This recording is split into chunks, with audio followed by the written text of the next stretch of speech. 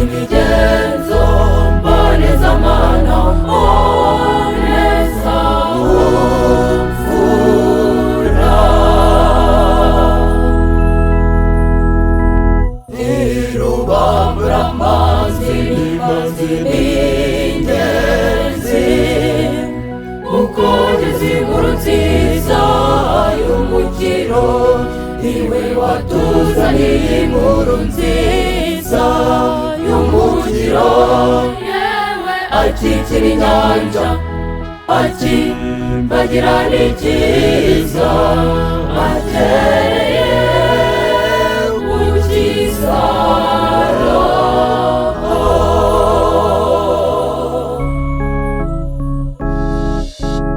aza mu nzitane zitagira ingano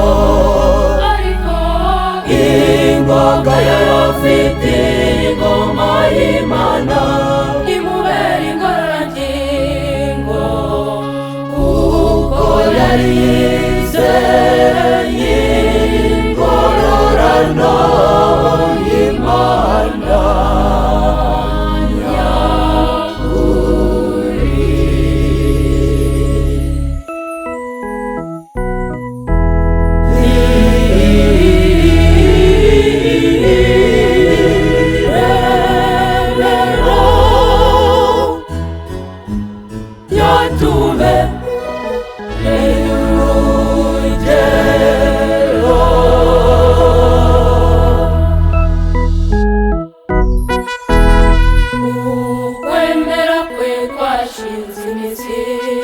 Murukundo rwawe Mana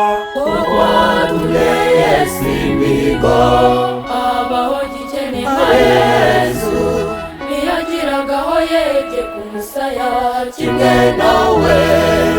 agakunda abakene n'abaciye bugufi kimwe nawe kuko yabonaga Imana muri byose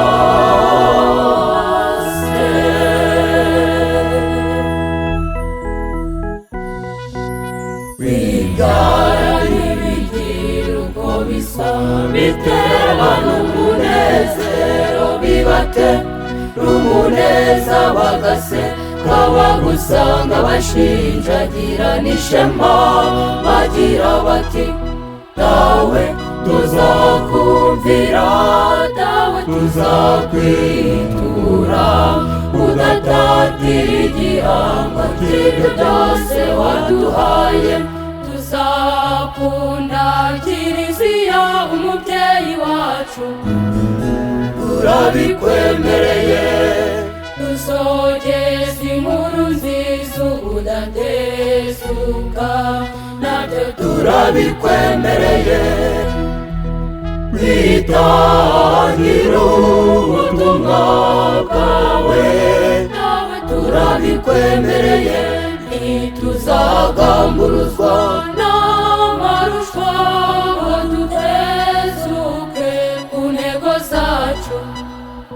turabikwemereye ubumanyi wari